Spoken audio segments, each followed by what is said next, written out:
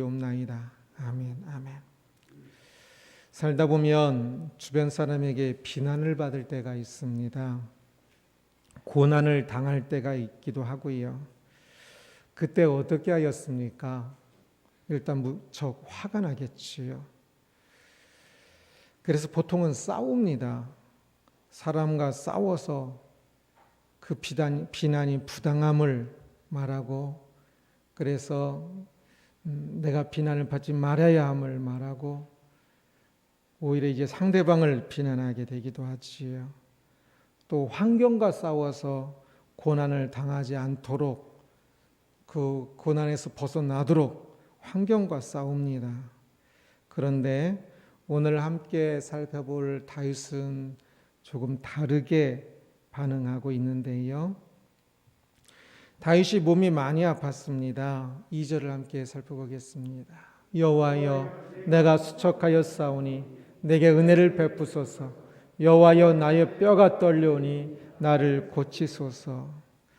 내가 수척하오니라고 말하고 있지요. 이 말은 기력이 없다는 뜻입니다. 힘없이, 완전 힘없이 그냥 씨름하듯 간신히 기도하고 있었습니다. 나의 뼈가 떨리오니 나를 고치소서라고 말합니다. 이 뼈는 속사람을 의미할 겁니다. 이것과 비슷한 말이 내 영혼, 내 빛이라는 히브리어인데 그 영혼이라는 단어입니다.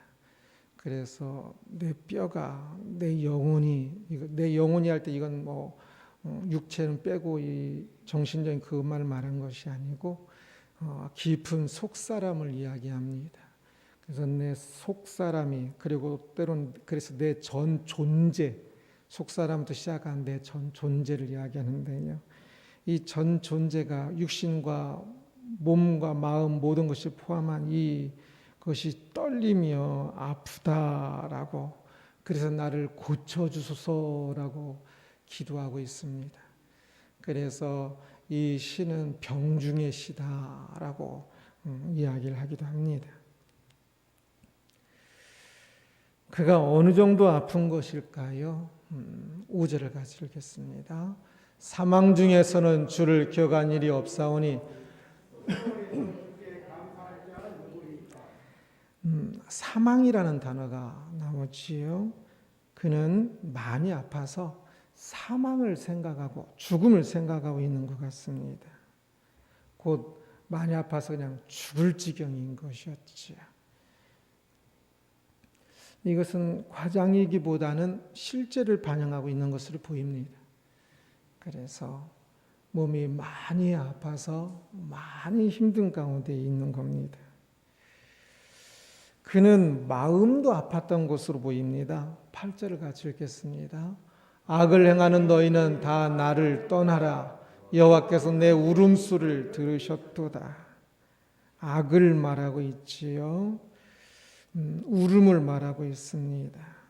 다시 앞에서는 주로 이제 육체적 아픔을, 육체적으로 병든 것을 주로 이야기했지만 이 뒤에서 악인에 대해서 이야기합니다. 그런데 아마 다윗은 지금 이 악한 사람 때문에 문제가 생겼고 그것으로 또 아픈 것 같습니다. 그래서 악한 사람 때문에 마음이 많이 아팠던 것으로 보입니다. 아마 악을 행하는 어떤 사람들 때문에 마음이 많이 아팠고 그래서 몸도 아프게 되었지 않나 생각이 됩니다. 마음이 많이 아팠는데, 그래서 마음이 아프면 또 몸도 많이 영향을 받지 않습니까? 아니면 또 어떤 이유 때문에 몸이 아팠을 수도 있고요. 마음이 아팠는데 몸도 아프니까 더더욱더 죽을 지경이 되는 겁니다. 마음이 많이 아파도 힘들어 죽겠다는 마음이, 그런 소리가 나오지요. 그런데 그런 마음에 이제 몸까지 아프니까 더더욱더 힘들어 죽겠는 것입니다. 신음소리도 못 낼 정도로. 몸과 마음은 서로 영향을 줍니다. 처음에는 아마 마음이 먼저였을 것입니다. 그리고 나중에는 이제 그 마음의 영향으로 몸도 아프고요. 그리고 또 나중에는 이제 몸이 많이 아프면 마음도 약해지죠. 그래서 마음이 또 이 작은 일도 몸이 아프면 더 아프게 느껴집니다. 그래서 몸이 또 더 아프니까 이제는 악한 사람의 그 비난과 악한 사람의 그 일들이 더 또 생각이 되고, 그래서 마음이 또 더 많이 아프게 되었을 것입니다. 그러면 또 몸이 더 아프게 되는 거지요. 몸이 아프면 또 마음이 더 아프게 되는 거지요. 그러면서 다윗은 매우 힘들고 아픈 가운데 있었다 할 수 있을 겁니다. 마음도 아프고 몸도 아플 때에 이 다윗은 무엇을 했을까요? 이제 이것이 지금 몸이 아프고 마음이 아픈 것이 다윗이 처한 상황이고요. 이 상황 속에서 이제 다윗이 기도를 시작하지요. 1절입니다. 여호와여, 주의 분노로 나를 책망하지 마시오며 주의 진노로 나를 징계하지 마옵소서. 아플 때에 바로 그 상황 속의 시를 쓰기보다는 조금 지나서 아마 썼을 겁니다. 그러면서 이 다윗이 몸과 마음이 아파 죽을 지경에 이르렀을 때에 그가 그 상황 속에서 어떻게 해결하였는지를 이 1절 속에서 조금 더 분명하게 볼 수 있습니다. 그는 이 상황들 속에서 여호와여라고 부릅니다. 이 시편의 히브리어도 이 단어가 첫 단어입니다. 그는 그를 비난하고 있는 사람들이나 또 몸이 아픈 상황이 아니라 하나님을 부르며 하나님을 바라보고 있습니다. 그가 지금 상황을 판단하고 있는 그의 인식을 보면 주의 분노로 나를 책망하지 마시오며 라고 말하고 있는데, 하나님께서 분노 가운데, 분노라는 수단으로 분노 가운데에서 자신을 책망하지 마시라라고 기도하고 있습니다. 분노를 가라앉히고 조금 책망해 달라고. 분노 가운데 강하게가 아니라 조금은 분노를 좀 가라앉히시고, 책망은 말로 하는 것 아닙니까? 조금은 강하게가 아니라 조금 약하게 말 좀 해주십시오라고 그런 의미입니다. 이 상황을 그림으로 한번 그려보십시오. 그냥 단순히 그런구나라고 생각할 수도 있겠지만, 이 상황이 지금 어떤 상황일까요? 하나님께서 하늘에서 큰 소리로 다윗에게 지금 막 우리와 같은 소리로 책망하고 계시니까 다윗이 조금 무서우니까 조금 작은 소리를 말씀해 주십시오, 이 의미일까요? 아닐 것입니다. 하나님께서 그렇게 하늘에서 지금 침대에서 그냥 꼼짝 못하고 있는 다윗에게 하늘에서 큰 소리로 지금 말씀하고 계시는 것은 아닐 겁니다. 그렇게 책망하시는 경우 거의 없습니다. 다윗을 책망하는 이들은 하나님이 아니라 사람들일 겁니다. 사람들의 비난 소리를 하나님의 책망이라고 표현하고 있는 겁니다. 사람들의 비난을 다윗은 하나님의 책망으로 듣고 있습니다. 판단하고 있습니다. 그래서 저들의 비난 소리가 조금 낮아지게 라는 의미일 겁니다. 그런데 하나님의 책망으로 표현하고 있다는 것이 놀랍습니다. 주의 진노로 나를 징계하지 마소서라고 말을 합니다.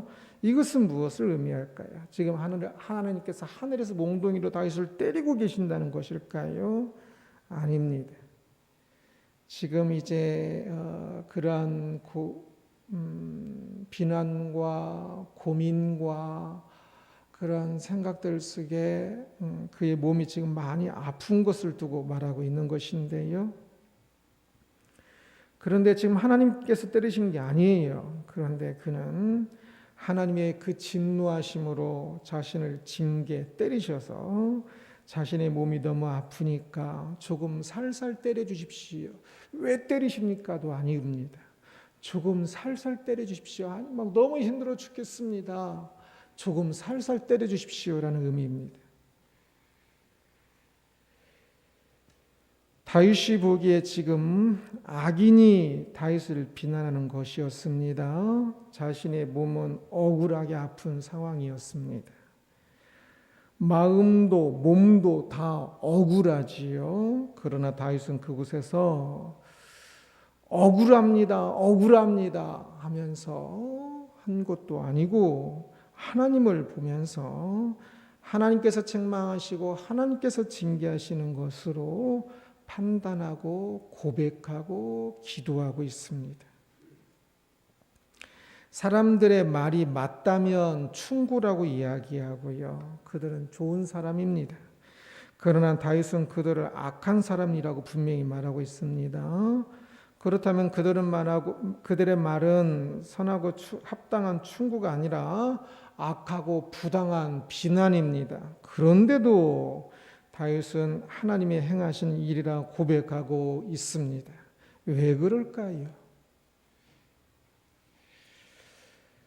다윗은 이 상황 속에서 밤마다 계속 진짜 눈물로 세월을 지냈던 것 같습니다. 눈물 흘리며 싸우고 있는데요. 6절을 함께 보겠습니다. 내가 탄식함으로 피곤하여 밤마다 눈물로 내 침상을 띄우며 내 요를 적시나이다. 내가 탄식함으로 피곤하여, 그는 아파서 탄식하고 있습니다.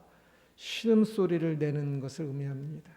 신음소리를 내면서 하면서 그 신음소리 때문에 피곤했다라고 이야기합니다. 신음소리로 기진맥진한 거예요. 아파서 아프면 그냥 이 신음소리 나오지 않습니까? 계속 이 신음소리를 내면서 어떤 막 힘든 일이 아니라요. 이 신음소리를 내는 이것으로도 계속 아파서 계속 신음소리를 내다 보니까 이것으로도 지금 기진맥진한 겁니다. 눈물로 내 침상을 띄우며라고 말하고 있는데요. 개역개정 이 번역을 그대로 보면 어떤 의미입니까? 눈물로 내 침상을 띄우며가 뭘까요? 물에 띄운다 그 의미로 띄우며라고 번역했을 겁니다.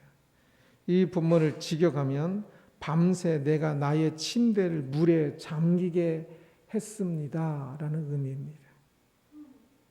굉장한 과장이지요.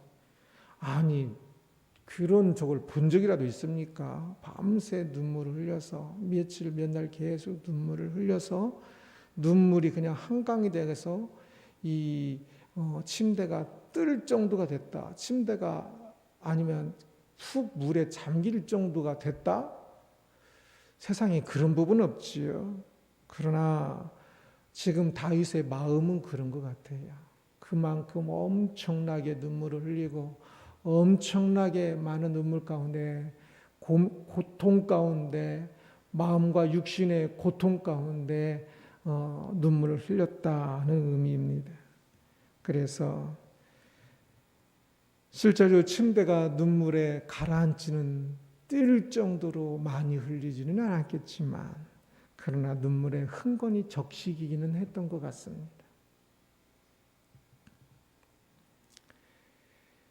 다윗이 밤마다 눈물을 흘릴 때 무엇 때문에 눈물을 흘렸을까요? 무엇을 말하면서 눈물을 흘렸을까요? 몸이 아파서 눈물을 흘렸을까요? 아파서 신음소리 낸 것은 맞을 텐데요. 그러나 눈물은 아닐 겁니다. 저도 많이 아파서 밤새 끙끙거릴 때에 신음소리는 내지만 눈물은 안 흘립니다. 그렇다면 무엇 때문에 눈물을 흘릴까요? 억울해서 눈물을 흘릴까요? 아닐 것입니다. 이 눈물이 비난하는 사람들의 그 억울하게 비난하는 그 사람들 때문에 온 것인 측면도 있어요. 그러나 가장 크게는 회개 때문일 것입니다. 자신의 죄로 눈물 흘리고 기도하는 겁니다. 오늘 시편은 고대 교회 때부터 시편 전체 중에 7대 회개라는 일곱 개의 시를 7대 회개로 해서 회개할 때 그 시편을 많이 사용하고 고백하고 그랬는데요. 그 시편 중에 하나입니다. 그런데 특이한 것은 회개 시편인데 회개는 어떤 것으로 돌아서는 거잖아요. 그러니까 그 죄를 구체적으로 말해야 할 것 같은데 여기서는 자신의 죄가 어떤 죄인지 전혀 안 나와요. 그런데 뭐가 나오냐면 이 눈물이 나오죠. 이 눈물이 지금 자신의 죄로 인하여서 자신의 죄를 아파하면서 계속 흘리는 눈물입니다.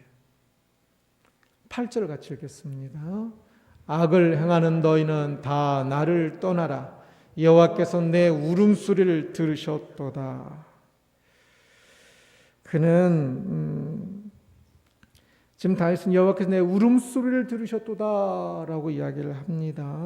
그는 울며 기도하였고 신음소리를 내며 기도하였습니다. 하나님께서 그 다윗의 기도 소리를 들으심으로 이제 다윗은 이 악을 행하는 사람들도 떠나게 될 것이다라고 생각하고 있는데요. 그러면서 그는 참 지금 그가 하고 있었던 것은 회개 기도였던 것을 볼 수 있습니다. 하나님은 늘 회개 기도를 기뻐하십니다. 매우 기뻐하십니다. 회개 기도란 우리가 가던 악한 것으로부터 돌이키는 것이기 때문에 악한 것으로부터 선으로 거룩으로 악한 것으로부터 하나님께로 돌이키는 것이기 때문에 회개 기도만큼 좋은 것이 하나님께서 기뻐하시는 것이 없습니다. 그러기에 회개 기도를 할 때 하나님께서는 그 사람의 그 기도를 더욱더 기뻐 받으시고 응답하십니다. 다윗이 대체 무엇을 잘못하여서 회개 기도하고 있을까요? 지금 다윗이 볼 때 지금 누가 악한 사람입니까? 비난하는 저 사람들이 악한 사람입니다. 그러면 이 문제에 있어서 저 사람들이 악하고 내가 옳은데 대체 무엇을 회개 기도했을까요? 다윗은 무엇을 잘못한 자신이 아니라 전부를 잘못한 자신을 본 것으로 보입니다. 사람들의 비난이 있을 때 처음에는 그들의 비난에 마음이 상하고 아니 당신들이 잘못했는데 왜 나를 비난하냐라고 생각했을 것입니다. 그리고 그것이 억울하기도 하고요. 억울하면 몸도 상합니다. 몸도 그래서 더 아프게 됐을 것입니다. 그런데 그들의 악에 대해서 생각해 보니 생각 가운데 하나님께서 그를 조금 더 만지신 것 같아요. 자신의 죄에 대해서도 생각하게 된 것으로 보입니다. 생뚱맞게 보일지도 모르지만 그러나 신앙인은 이게 진짜 좋은 길입니다. 그래서 그는 그의 어떤 죄가 아니라 그의 존재의 죄를 생각하면서 더 많이 아프고 더 슬퍼하게 되었을 것입니다. 어떤 하나의 죄는 많이 아프고 잘못했을지라도 존재의 죄만큼 크지는 않을 것입니다. 죄인으로서의 존재입니다. 우리 모두는 죄인인데요. 그런데 사람들은 이것을 이론적으로만 생각하는 경향이 있는 것 같아요. 죄인으로서 아파하고 괴로워한 모습이 잘 안 보이지만, 그러나 사실은 죄인이면 아프고 괴로운 것이 정상입니다. 죄인이면 감옥에 가는 것이 정상인 것처럼, 우리가 내가 죽을 죄인입니다 라고 말하면서도 아프지 않고 괴로워하지 않으면 그것은 뭔가 앞뒤가 조금 안 맞는 겁니다. 내가 진짜 죄인이라고 느끼면 그때 아픕니다. 다윗은 처음에는 다른 사람의 어떤 죄 때문에 아팠으나 나중에는 자신의 모든 죄에 대해서 아파하고 또 아파하게 됐던 것 같습니다. 아픔을 낭비하지 마십시오. 육체적 아픔이든지 정신적 마음의 아픔이든지 살다 보면 많은 아픔들을 겪게 될 터인데 그 아픔을 낭비하지 마십시오. 아픔이 있을 때에 깊이 회개하십시오. 깊이 7대 회개 시편이 될 정도로 깊이. 아플 때에 낮아진 마음은 회개하기에 참으로 적당한 마음입니다. 아플 때 어떤 사람들은 더 교만해져서 하나님을 원망하고 어리석은 말들을 하기도 하지만, 그러나 어쩌면 그것이 우리의 모습일 것입니다. 그래서 그 교만한 모습이 우리의 모습인 것을 다시 깨달으며, 우리가 참으로 하나님 앞에 얼마나 더더욱더 죄인지를 깨닫고 아플 때에 진짜 하나님 앞에 엎드려 침대를 띄울 정도로, 침대가 물에 다 가라앉을 정도로, 홍수날 정도로의 눈물이 필요할 수 있습니다. 나를 아프게 하는 사람이나 환경은 사실 아무것도 아닙니다. 다 지나가는 일일 뿐입니다. 단언컨대 모든 사람에게 있어서 가장 크고 중요한 문제는 그 사람 안의 죄입니다. 다른 사람의 죄 때문에 결코 지옥에 가지 않습니다. 자신 안의 죄 때문에 지옥에 가는 것입니다. 다른 사람의 죄에 대해서는 우리가 심판받지 않을 것입니다. 자기 자신 안의 죄 때문에 심판받을 것입니다. 억울하게 비난받고 억울하게 몸이 아플 때에 억울해하지 말고 하나님 앞에 철저히 자신의 죄를 자복하며 기도하십시오. 그 문제에 있어서, 이 문제에 있어서만은 내가 죄가 없습니다 라고 할지 모르지만, 사실 그 문제도 따지고 오면 사람들은 다 자기 변명만 해서 그렇지 그 문제도 그 안에 자신의 죄가 담겨 있는 부분도 있을 겁니다. 혹시 그 문제에 있어서는 진짜 완벽하게 죄가 없다 할지라도 다른 문제에 있어서는 수없이 많은 죄로 가득합니다.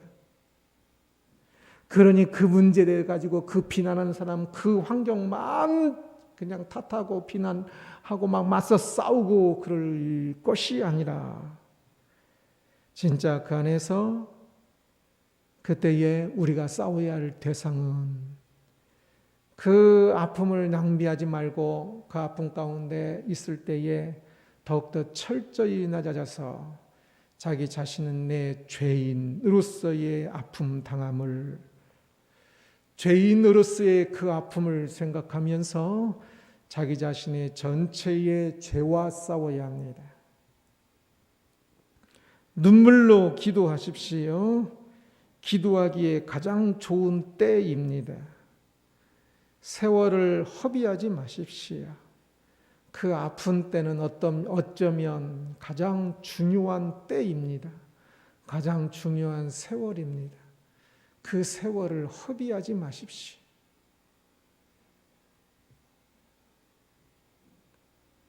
자식 아픈데 좋아할 부모 세상에 아무도 없습니다. 하나님의 백성된 자식된 우리가 아플 때에 그 아픔이 있다는 것은 그것을 통하여 우리가 가야 할 길이 있다는 뜻입니다. 꼭 가야 하기 때문에 그 아픔들도 있는 것입니다. 그러기에 그 아픔 속에서 시시비비 가리면서 남을 비난하고, 그 사람이 분명히 잘못했어도 그 사람을 비난하고, 환경이 분명히 나를 속인 거여도 환경을 탓하고 그럴 시간 없습니다. 하나님 앞에서 엎드려야 할 시간이기 때문입니다. 사람들은 비난하고 있었고 다윗의 몸은 아팠습니다. 그런데 다윗은 사람을 보지 않고 하나님께 회개기도하고 있었다는 것을 봅니다. 그 상황과 전혀 어울리지 않는 것 같지만 그러나 실제로는 그 상황에도 가장 적합한 행동입니다. 10절을 같이 읽겠습니다. 10절입니다. 내 모든 원수들이 부끄러움을 당하고 심히 떨미며 갑자기 부끄러워 물러가리로다. 원수들이 부끄러움을 당하고 갑자기 부끄러워 물러가리로다 라고 말합니다. 다 미래형으로 되어 있는, 동사가 다 미래형으로 되어 있습니다. 사건이 다 끝나고 그 기록을 했어도 미래형으로 쓸 수가 있고요. 아니면 사건이 다 안 끝난 상태에서 다윗에게 기도하면서 아픔 가운데 썼다면 조금 후반부에 있었을 겁니다. 아픔 가운데 썼다면 다윗은 지금 하나님께 회개 기도함으로 그 안에 다시금 확신이 생겼다라고 할 수 있습니다. 그래서 내가 비난받고 내가 부끄러운 가운데 있고 내가 그들에게 반박도 한 것은 아니지만 그러나 그들이 부끄러움을 당하게 될 것이라는 것, 그리고 갑자기 물러가게 될 것이라는 것, 하나님께서 하실 것이기 때문에 그들은 어느 순간, 지금은 전혀 아닌 것 같지만 어느 순간 그들의 잘못이 드러나고 그들이 참 부끄럽게 될 것이라는 것을 고백하고 있습니다. 사건 해결이 되는 거지요. 다윗은 회개 기도만 했는데 그 사건은 전혀 사건과는 별개로 회개 기도했는데 그 회개 기도가 그 사건을 가장 해결하는 열쇠가 또 되는 것을 봅니다. 그 사건을 가지고 기도한 것도 아닌데, 여호와여 나의 뼈가 떨리니 라는 다윗의 이 기도 시를 보았습니다. 그래서 이것을 제목으로 삼았습니다. 여호와여, 여호와를 부르십시오. 나의 뼈가 떨리니. 참 그렇게 아프고 아플 때가 있습니다. 그 아픔을 낭비하지 마셔야 한다라고 전했습니다. 다윗이 많이 아팠지요. 마음과 몸이 많이 아팠습니다. 죽음을 생각할 정도로 진짜 많이 아팠습니다. 그런데 그는 그의 몸과 마음을 아프게 하는 사람들 앞에 나간 것이 아니라 여호와여라고 부르며 하나님께 나갔습니다. 만약 그가 사람에게 나갔으면 그는 진짜 아파서 죽었을 겁니다. 하나님 앞에서 그는 사람들의 죄가 아니라 자신의 죄를 보게 된 것이지요. 자신의 죄 때문에 몸부림쳤고 울었습니다. 이게 진짜 우리에게 필요한 부분들입니다. 세상 사람들의 죄와 싸우지 마십시오. 세상 사람들의 죄와 싸우면 아마 패하게 될 것입니다. 자신의 죄와 싸우십시오. 그러면 승리할 것입니다. 남의 문제만큼 어려운 거 없어요. 아무리 해도 내가 선택권이 없기 때문에 패하는 경우가 많아요. 그러나 나의 죄와 싸우면 내가 선택하는 거기 때문에 승리하게 될 것입니다. 다른 사람을 회개시키려고 너무 수고하지 마십시오. 다른 사람을 회개시키기 위해서 돕는 것도 필요하지요. 그러나 너무 해서는 안 됩니다. 싸움만 있고 미움을 당할 겁니다. 내가 막 좋은 의도인데 그래도 싸움만 있고 미움만 당할 겁니다. 자신을 회개시키기 위해서 힘을 다하십시오. 그러면 그 사람과도 평화가 있고 사랑받는 사람이 될 것입니다. 그 사람도 바뀔 가능성이 더 높습니다. 여호와여 나의 뼈가 떨리니라고 고백하며 회개 기도하는 다윗을 보았습니다. 우리의 삶에서도 이렇게 몸과 마음이 아플 때들이 있을 것입니다. 비난 듣는 것이 좋은 사람 누가 있겠습니까? 환경이 어려운 가운데서 몸이 아파 죽을 정도로 된 걸 좋아하는 사람 누가 있겠습니까? 그러나 그럴 때가 분명히 또 있을 겁니다. 그때 아픔과 세월을 허비하지 말고 아픔을 낭비하지 말고 오히려 더 하나님 앞에 나가 평상시도 그래야지만 그러한 때 오히려 더욱더 하나님 앞에 나가 자신의 죄를 고백하며 회개하며 하나님 앞에 더욱더 한 걸음 한 걸음 깊이 나아갈 수 있는 우리가 되기를 주님의 이름으로 축원합니다. 기도하겠습니다. 오 주여,